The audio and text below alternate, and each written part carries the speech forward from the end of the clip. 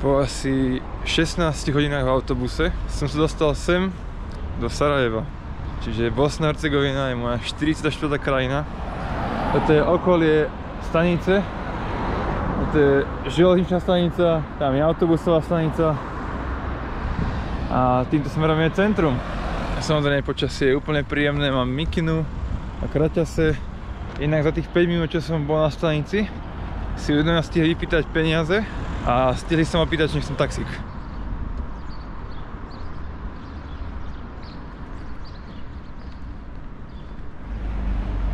Navštívil som rovno aj obchod, kúpil som si banány a mali tam nejaký takýto fruit snack.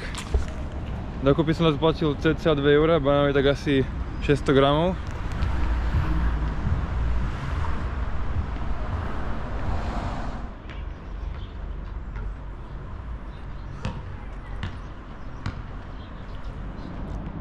Sranda, že na jednej strane sú takéto budovy, na druhej strane takéto, potom nejaký takýto hotel. To je samý kontrast. Dostal som sa na nejakú hlavnú cestu a akože takto to vyzerá. A našiel som aj lokálnu kuchyňu, KFTčko.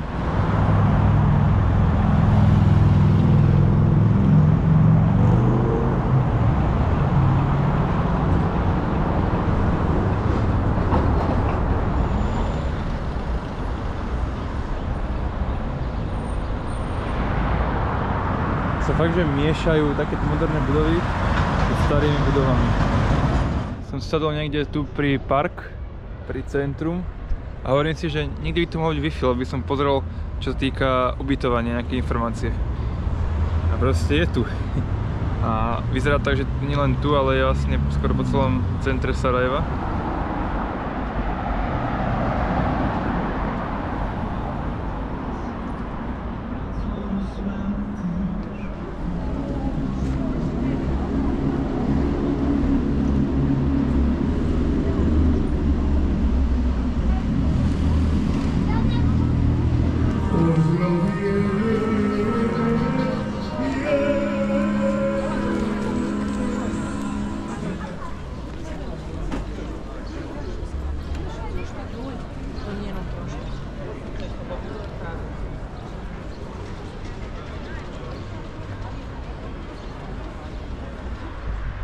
Tu mám ubytko ja v tejto časti.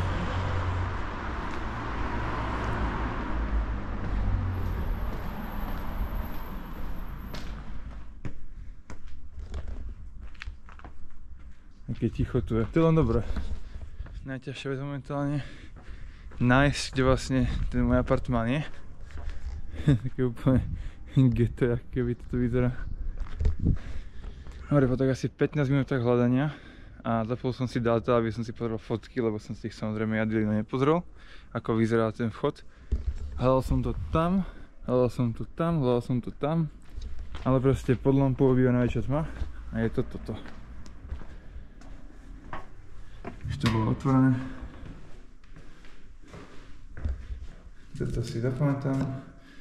Máme ísť na prvom poschodí. Presne toto.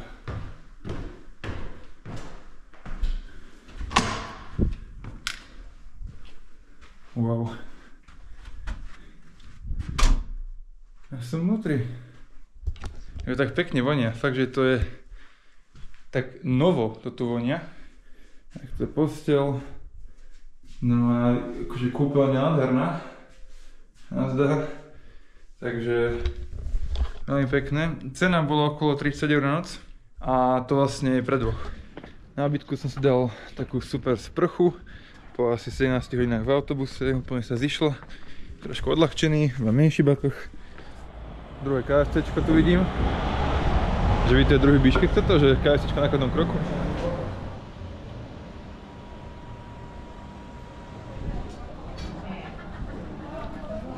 Som sa bol najesť v tejto čevapnici a stalo to 5 €, akože dám fotku a aj všetko.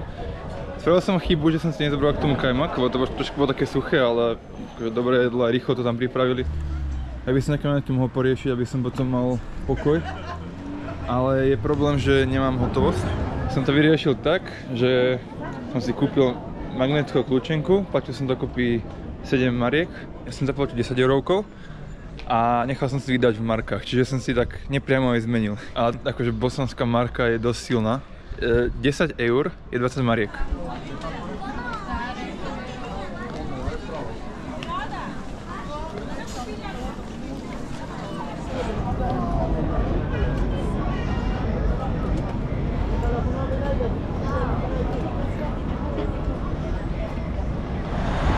Si ho práve vzal, poď sa nakúpiť nejaký snack, lebo na výhľad. Si kúpil ovocie, tam však idem na to zdravo. Má tak asi 2,5 kg, platím za to tak asi 3 eurá.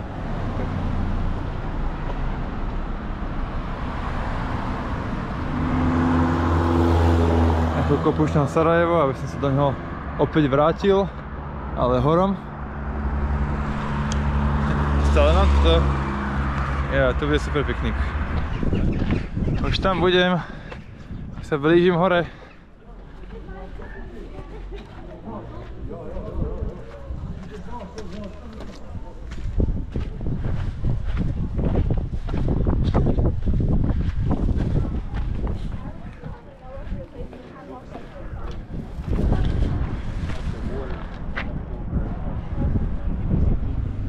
Tak opúšťam na to miesto, lebo ešte nie úplne západ slnka a keď som tam sedel, tak nebolo moc úplne nič vidno, lebo slnko svietilo úplne oproti.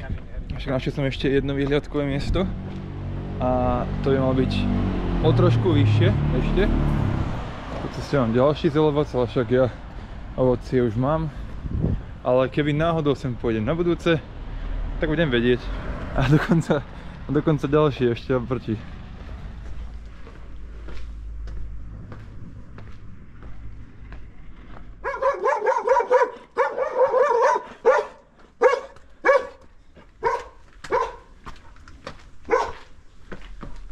Celkom záber, no.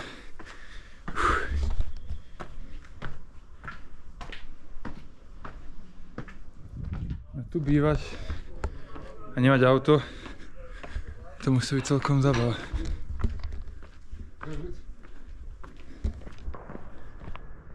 Odtiaľto, no. Toto je taký fajn výhľad. Západ slnka som bohužiaľ už nestihol, ale tak akože stále je vidno slnko tam za tými horami. Je takáto krásna vyhliadka, dokonca si môže človek aj sadnúť a pozerať sa.